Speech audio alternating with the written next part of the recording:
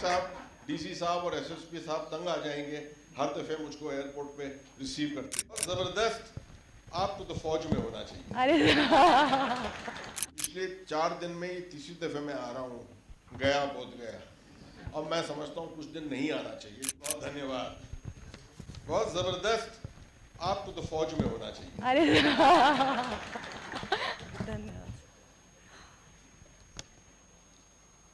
National Executive Member of the Sangh, Dr. Indiresh Kumar ji, Vice Chancellor, Magadha University, Bodh Gaya, Professor Shashi Pratap Shahi ji, Member, Dharmik Nyas Board, Mahant Kali Mandir, Lucknow, Swami Vivekanand Giri ji, Kshetra Karyavaha, Rashtra Swayamsevak Sangh, Dr. Mohan Singh ji, in charge of the Laos Temple, Chief Monk Sai Shana ji, President of the Dharm Sanskriti Sangam Gaya Shri Sanjay Kumar Singh ji, distinguished guests, ladies and gentlemen, lighthouse to the nation.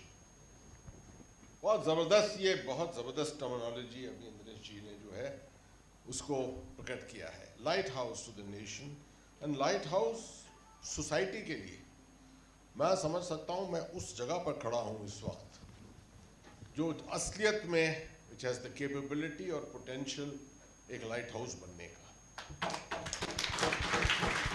जहाँ पर अलग अलग संस्कृतियाँ, अलग अलग धर्म इस तरह से मिलते हैं। जब मुझे बताया गया कि आप बिहार जा रहे हैं गवर्नर बनकर, राज्यपाल बनकर, तो दिमाग में सबसे पहली बात यही थी कि ये वो राज्य है, मेरे ख्याल में पूरे भारत में ऐसा राज्य नहीं है जहाँ सब संस्कृतियाँ, सब धर्म एक साथ मिलते हैं। इंद्रेश जी ने 3 हफ्ते पहले ये कहा था, आकर पटना में मेरे साथ भेंट हुई थी, हम लोगों की मिलाप हुआ था, हमारा डिस्कशन हुआ था और उन्होंने प्रकट किया था अपना विचार कि वो चाहते हैं कि जल्द से जल्द ये एक अभियान के तौर पे शुरू होना चाहिए और यहाँ नालंदा, गया जी, इस इलाके से पूरी एक आवाज़ उठनी चाहिए, एक अभियान चलना चाहिए जिससे देश का मिलन, कंप्लीट एकता जो है उसका प्रकट किया जाए दुनिया को, और एक ओनरशिप ऑफ कॉम्पोजिट कल्चर जो बिहार का है, जो भारत का भी है, वो उस संस्कृति, उस कल्चर को प्रोजेक्ट करना चाहिए हमें बाहर। मुझे नहीं मालूम था कि 3 हफ्ते के अंदर वो आकर इसकी शुरुआत कर देंगे। और मुझे जब परसों न्योता मिला कि और सब करके आप ज़रा बोध गया चले जाइए मगध यूनिवर्सिटी में, तो मैंने अपने प्रोग्राम, हर प्रोग्राम को रोक कर अलग अलग करके और मैं अभी यहाँ पर मैं शिरकत कर रहा हूँ। मैं आपको बधाई देता हूँ इंद्रेश जी कि आपने इतनी जल्दी इस बयान को शुरुआत दी है।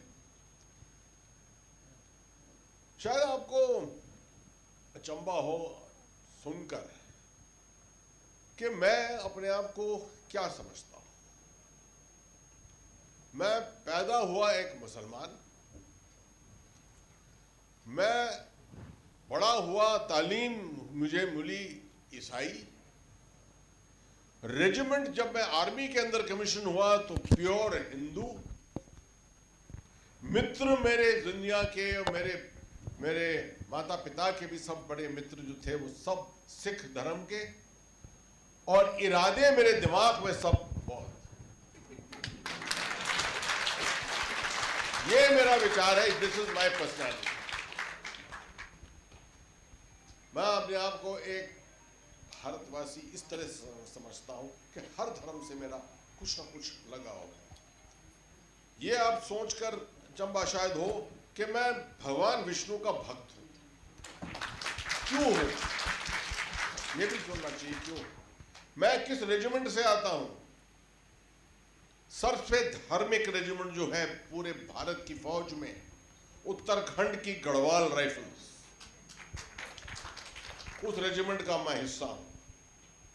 मेरे पिताजी मुझसे पहले 36 साल उन्होंने सर्विस की उसी रेजिमेंट में, देश के लिए जनरल बने, वो भी मैंने 40 साल नौकरी की और उस रेजिमेंट का हिस्सा बना।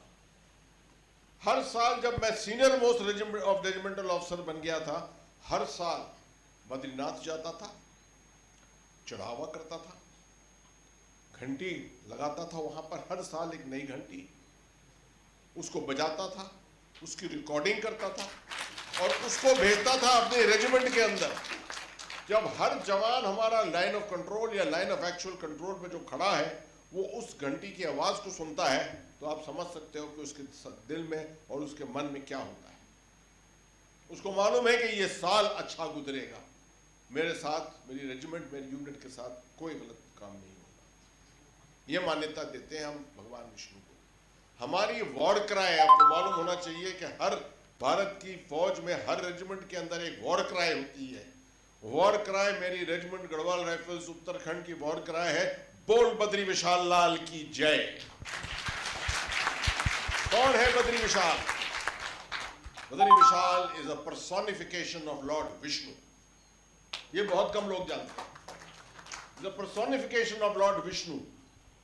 और अभी इंद्रेश जी मेरा लगाव बता रहे थे जम्मू कश्मीर के साथ। एक तरफ मैं विष्णु भक्त हूं और दूसरी तरफ मैं उन अफसरों में से हूं फौज में जिन्होंने 8 दफे मैं ऊपर अमरनाथ की जगह पर जाकर अपना मत्था टेका है। 8 दफे मैं जवाबदार था सिक्योरिटी के लिए अमरनाथ यात्रा के लिए। उसके बाद हर साल, पिछले 6 साल से मैं हर साल जाता था अमरनाथ। किस लिए? देखने के लिए कि कोई यहाँ पर आपदा ना आए। आपको मालूम होना चाहिए 1995 में जबरदस्त आपदा आई थी जिसमें 234 जो पिलग्रिम्स थे वो मारे गए थे अमरनाथ। तब से भारत ने अपनाया था तरीका कि कुछ ना किस तरह से हमें ये कोशिश करनी चाहिए कि इस यात्रा पे कुछ हानि ना हो किसी को। उनमें से मैं हूँ जिन्होंने इसको कंट्रीब्यूशन, इसके अंदर कंट्रीब्यूशन किया। तो आप देख रहे हैं कि पर्सनालिटी के अंदर मैं समझता हूं भगवान ने मुझे बिहार इसीलिए भेजा क्योंकि मन में एकता है और इंद्रेश जी के विचारों के साथ बिल्कुल मैं जुड़ा हुआ उसी तरीके से। हालांकि मैं बहुत कुछ तैयार करके लाया था आपसे बात करने के लिए। मैं समझता हूं ये काफ़ी है बताना आपको कि अगर हम समझें कि हमें काबिलियत है और बिहार के अंदर वो इतिहास है, सिविलाइजेशनल कनेक्ट है, तो जैसे इंद्रेश जी ने बिल्कुल सही तरीके से बताया कि यहाँ की तालियां, यहाँ की आवाज़, यहाँ का सोच विचार इतना ज़बरदस्त होना चाहिए कि यहाँ की आवाज़ जो है ढाका से और आगे बहुत। मैं ये भी आपको समझा दूं कि मैं नेशनल सिक्योरिटी के साथ संबंध रखता हूँ। जिंदगी भर मैंने अपनी पढ़ाई, अपने जो कुछ भी किया वो नेशनल सिक्योरिटी के साथ जुड़ा हुआ था। कल भी 7 तारीख मई, जब पहली सालगिरह सिंदूर की, ऑपरेशन सिंदूर की थी, तो मैंने CDS साहब को 15 दिन पहले फ़ोन करके बताया था कि देखिए अगर हम 7, 8, 9, 10 मई को नहीं अपनाएंगे, अपनी हम जीत को प्रकट नहीं करेंगे, तो दुश्मन उस जीत को ले जाएगा। जरूरी है कि हम प्रकट करें। कल मैंने पहली चीज सुबह 8 बजे जाकर दानापुर कैंटोनमेंट में जाकर रीथ लेंग की फौज के साथ और 3 लेख लिखे भारत की इंडियन मीडिया के अंदर। कल माननीय प्रधानमंत्री जी जब आए, उतरे और मिले, मेरे से मैंने हाथ मिलाया तो पहली चीज उन्होंने मुझसे कही, बहुत लाजवाब आर्टिकल लिखा है आपने आज इंडियन एक्सप्रेस में। जरूरी है ये बताना। नेशनल सिक्योरिटी की तरफ हमारा जोर हर वक्त होना चाहिए और ये काम जो इंद्रेश जी कर रहे हैं यहाँ आज, जो ये अभियान वो चला रहे हैं यहाँ पर, ये नेशनल सिक्योरिटी के साथ जुड़ा हुआ है। क्योंकि नेशनल सिक्योरिटी, बॉर्डर को कायम रखना और बॉर्डर को सिक्योर करना नेशनल सिक्योरिटी नहीं होती है। नेशनल सिक्योरिटी अंदरूनी होती है, सिविलाइजेशनली होती है, मानसिक तौर पर होती है, सोशली होती है। जब देश एक है जब सब धर्म देश के एक साथ जुटकर काम कर रहे हैं, जब सब भारत माता की जय कह रहे हैं, जब सब विकसित भारत की तरफ देख रहे हैं, तब नेशनल सिक्योरिटी, और किसी चीज में नहीं।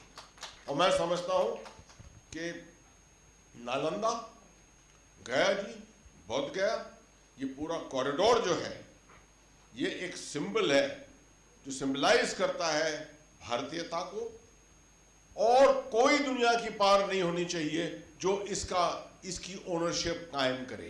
ये ओनरशिप सिर्फ भारत की है और किसी की नहीं है। और मैं आश्वासन देता हूं आज इंद्रेश जी को पब्लिकली कि बिहार में मेरे रहते हुए हम हर समय उनके साथ जुड़कर इस चीज के लिए काम करते हैं। बहुत बहुत शुक्रिया, बहुत बहुत धन्यवाद कि आपने मुझे न्योता दिया आने का यहाँ पर। पिछले 4 दिन में ये तीसरी दफे मैं आ रहा हूँ, गया बोध गया। अब मैं समझता हूँ कुछ दिन नहीं आना चाहिए, क्योंकि डीसी साहब और एसएसपी साहब तंग आ जाएंगे हर दफे मुझको एयरपोर्ट पे रिसीव करते हुए। शुक्रिया बहुत बहुत। जय हिंद, जय भारत।